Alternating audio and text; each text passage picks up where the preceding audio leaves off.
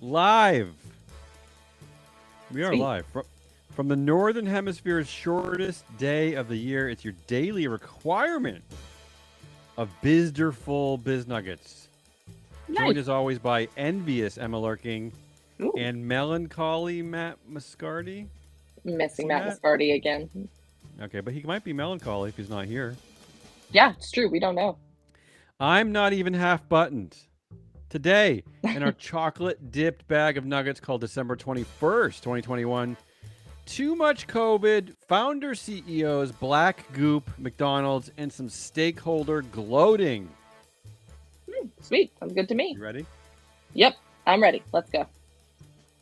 Biden plans to send military personnel to hospitals and to distribute 500 million tests to tackle Omicron. Omicron? You corrected my pronunciation of it not too many shows ago. Omicron? No. I think you said Omicron. That's the background. But what's happening at our favorite corporations? First, the silly headlines. I have COVID, CNBC's Jim Cramer says. Oof. He says he's been triple vaccinated and has a mild case, and that the recent market sell-off looks like a chance to buy stocks. See, Oh, good. I like Jim Cramer for that. Always reliable. Always reliable. Next, a cruise ship returns to Miami with 48 coronavirus cases. I can sub in for Matt here. Screw cruises. I hate them. Got a cruise. And at Kimball Musk's brother's other company, SpaceX, they reported 132 coronavirus cases at its headquarters in Southern California. Why are they still in California? I thought he hated all those taxes, and liberals in Texas. Well, his brother took over the other big state. He's now in Texas, so Kimball needs his big state, in which he can now steal. And now a ridiculous COVID story. I actually have two big ridiculous COVID stories about CEOs. That's what we do. We talk about CEOs a lot. I'll do one and then I'll pass it back to Emma because I'll need to take a break. Here's the first one. Southwest CEO Gary Kelly tests positive for COVID days after unmasked Senate hearing with other airline CEOs, right? Shocker. Okay, because so if you watch the footage, he shows up. He's unmasked. He doesn't care. And I'll give you a little bit of background here. When asked about the federal mask mandate on airplanes during the hearing, Kelly said, "I think the case is very strong that masks don't add much, if anything, in the air cabin environment." Mm. Which can't be true. On Friday, after Kelly got COVID, he backtracked, as one would do when you had the COVID scarlet letter, right? Uh-huh. And he said, here's the next quote. "I confused some with a short answer to a question about masks. So to be clear, I and Southwest support the current federal mask mandate at airports and on airplanes. So it took COVID to be clear, right?" I mean, can't know without personal experience. He also said the majority of our employees and customers have felt it has been an important layer of protection, and I certainly agree with that. Okay, so They felt? now he agrees, right? I don't know, but he doesn't. I mean, he clearly doesn't agree because he was just complaining and unmasked a few days ago. So that's not real. No. So he goes on to say, "We will continue to rely on the advice of our medical experts regarding the necessity of masks, and my apologies for any confusion, even though clearly the confusion was deliberate." But now he's embarrassed and trying to save face. I get it, dude. I got it. All right, I got one more big COVID story about a CEO, but I'll pass it to you, Emma, so I can enjoy this delicious hot beverage. Maybe I'll get myself a delicious hot beverage in a second. But in the meantime, research suggests that founder CEOs stop adding value 3 years after IPO. I think that Damien will attest that here at Business Pants, sometimes we find ourselves feeling a little alone on our island of corporate governance nonsense, but not today. Today, our friends in academia have pulled through and made our stupid ideas sound legit. Researchers Okay, that doesn't sound nice. they're doing it better than us. It's You okay. sound like Matt. Why are you calling us stupid? How dare you? Researchers at the University of North Carolina and University of California are finding that it is financially optimal for founder CEOs to step down within 3 years of their company IPOing. Lead researchers Bradley Hendricks and Travis Howell have been studying the financial performance of 1,900 public companies, half of which were led by their founders at the beginning of the research. The study isn't over yet, but the findings strongly indicate that any financial benefit the company was receiving from having a founder CEO basically becomes non-existent after the 3-year mark post going public. And what's more, and arguably even better, the company actually starts to suffer if their founder stays in their CEO position beyond 3 Mm. years, which makes all the sense in the world. But what I'm really trying to say here is that the founder fetish is now scientifically proven. A librarian, an engineer, a musician, and whatever I am fucking called it. And I'm not saying we Okay. deserve credit for their work, but I'm also not saying that we won't accept like a shout out in a dedication like format or something like that. I don't know. Is that what I am to you? I'm a librarian. Is that the stereotype? Yes, Damien, Okay. you're my librarian. I'll take You're that. my personal librarian. Can I also be a film subtitler?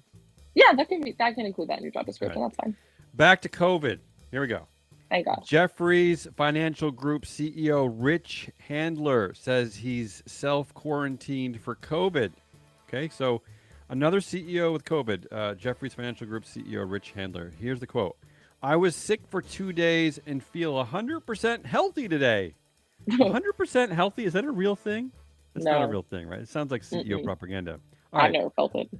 A little amateur detective time. On December 8th, Jeffries asked workers to work from home after 40 new cases were reported. On December 19th, CEO Rich Handler said he tested positive for COVID earlier this month and is approaching his 10th day of isolation. So he knew, right? Like they sent Yeah. workers home Oh, because yeah. the CEO, right? So you could just tell us the first time, Just right? say it. I mean, Yes. just say it. All right. Now, this is the same dude who wrote this in the company's 2021 proxy statement.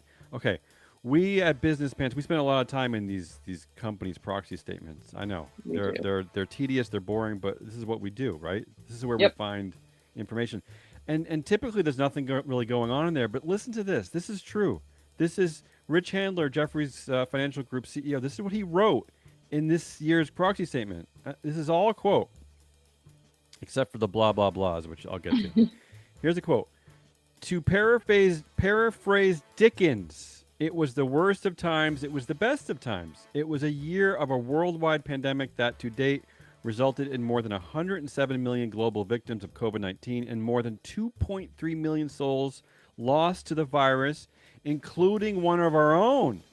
Peg Broadbent, the former CFO of Jefferies Group LLC, whom we miss daily. Okay, blah, blah, blah, social and political unrest, blah, blah, blah, enormous hardship, blah, blah, blah, vaccines. And then he goes on to say, and it was, again, this is real from the proxy statement.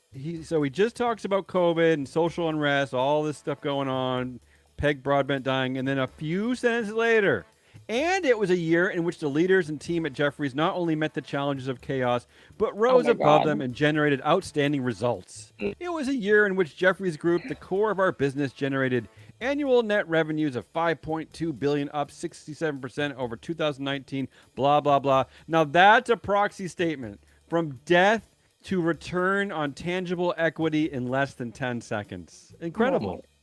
I mean, That- yeah, like a lot of people died, including one of our own, but we our Made some return on money. tangible equity is up 20.4%. All right. As uplifting as that was, I'm going to boost our spirits a little bit here. My first story of today was so legitimate and academic, maybe too legitimate and academic. Let's No. fix that, Never. shall we? A 15-year-old McDonald's worker jumped through a drive-through window to save a customer choking on a chicken nugget. Much better, more ridiculous for us. I mean, I'll let you tell the story here, but this implies that the customer was already eating, like they got the nuggets and started eating like right at the window. Yeah, I mean, Is that is that a thing? Well, don't you ever do like a little grasp and grab? And eat? No, Yeah. never. It's like I you always grab it and you need immediate gratification so no, bad.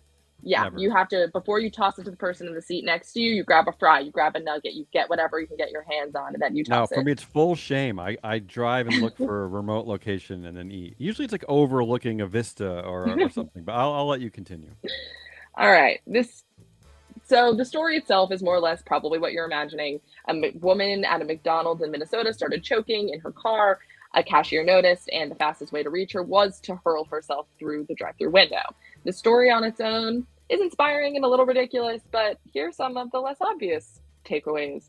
Number one, the person running the drive-through and who was therefore responsible for the life of a customer, it was 15 years old. Yeah. The labor shortage strikes again. She was 15 years old. Wow. Yeah. Number two, apparently, it is legal for the police to reward civilians for noble behavior. Heimlich Hero of the Hour, Sydney Okay. Raleigh, was given $100 by the cops who responded to her colleague's Wow. 911 call. I had no idea that this was a No, me thing. neither. But New York City even has a program that will reward civilians up to $500 for assisting with difficult arrests rather than filming or photographing the Wait, scene. what? Yes. But that's counterintuitive. Don't they want them not to get involved? They want them to help out? Mm, Oh my it is God. in an effort to get them to put their phones in their pocket, it would seem. Okay. So Sure. I'm not saying that Sydney doesn't deserve the money, but does this general policy of bribing civilians not seem problematic to anyone else? I don't know. I might like this. I don't know. But in case you're wondering, why, yes, Sydney is white. Number three, Okay.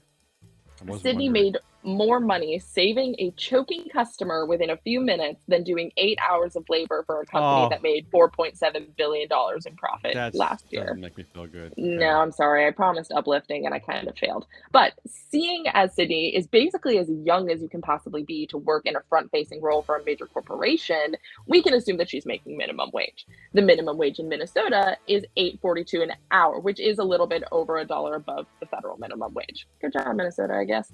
And if you aren't applying any applicable taxes, if Sydney worked an 8 hour day, she would have made $67.36.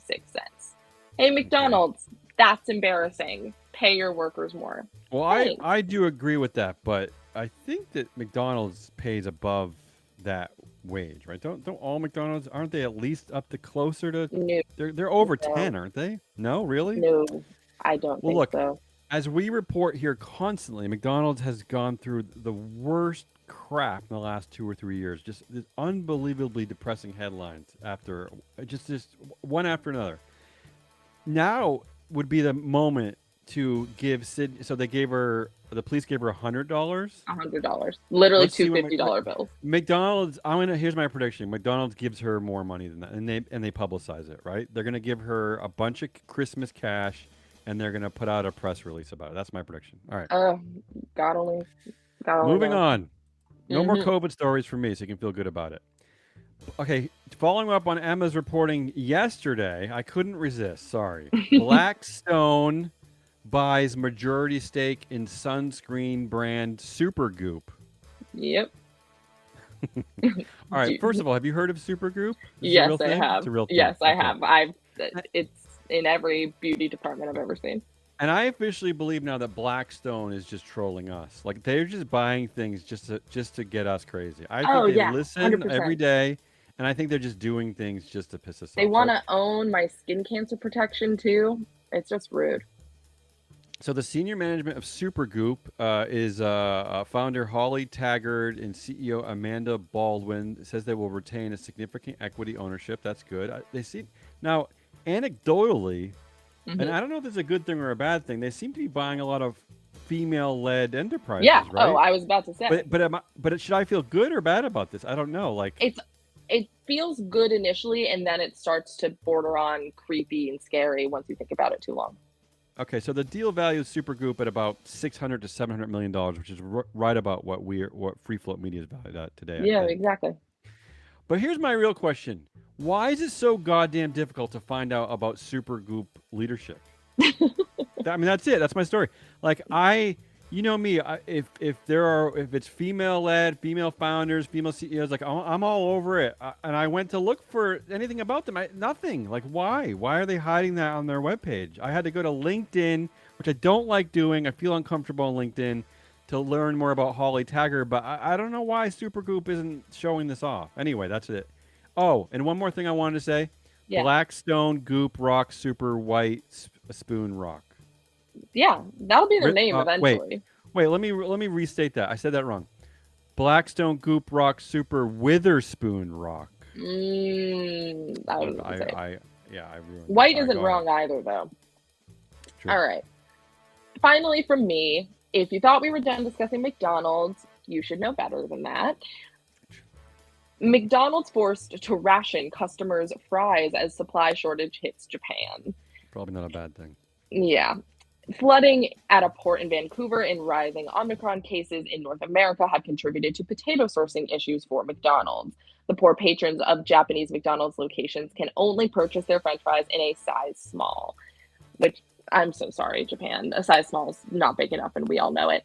If you're What? worried about the standardized Dare meals you? that come with fries in a larger size, don't be alarmed. Customers who order these meals will receive a 44-cent discount to reflect the smaller portion. However, Okay. if you're a Japanese McDonald's breakfast lover, never Ooh. fear. Yeah. McDonald's has released a statement saying that hash brown supply shouldn't be affected by Okay. the potato shortage. What does At that least mean? some things are still sacred. What does that mean? They're not made of potatoes? What does that mean? It's a great question that I don't want to All right, think about the answer to. Full disclosure, I actually I'm not a big fan of McDonald's, but I do love those hash browns. Who doesn't? The hash browns are perfection in every way. Yeah. Oh, I hate to And say it, but it's true. And can I add one more thing that no one's interested in? Yep. What's the deal with Five Guys? You order like a small fries there, and they dump the bag. They just dump fries in the bag. The bag is just crazy amount of French It's fries. what happens anyway. They're just Never ending. getting ahead All of it. Let's finish this show. One more story. Starbucks shop. It's a weird thing to refer to Starbucks, right? A shop. Yeah. That's the headline. Starbucks shop in coffee giant's hometown joins union effort. Woohoo. Workers at a Starbucks store in Seattle, the coffee giant's hometown, say they aim to unionize, adding momentum to the organizing efforts at the chain. That's it. Just some stakeholder labor gloating. Just wanted to say it. That's all. That's all I got. That was Business Pants. It is Tuesday, December 21st. Almost break. Everyone, we're almost there. Thanks for tuning in. We will be back at some date. I'm not even going to tell you when. I'm going to keep it a surprise. We're not coming back tomorrow? I don't know. Maybe we'll come back tomorrow. Maybe we won't. We'll see. Oh, okay. All right. Thanks for listening. We will see you, as Damon gave away, tomorrow. Bye-bye. Sorry.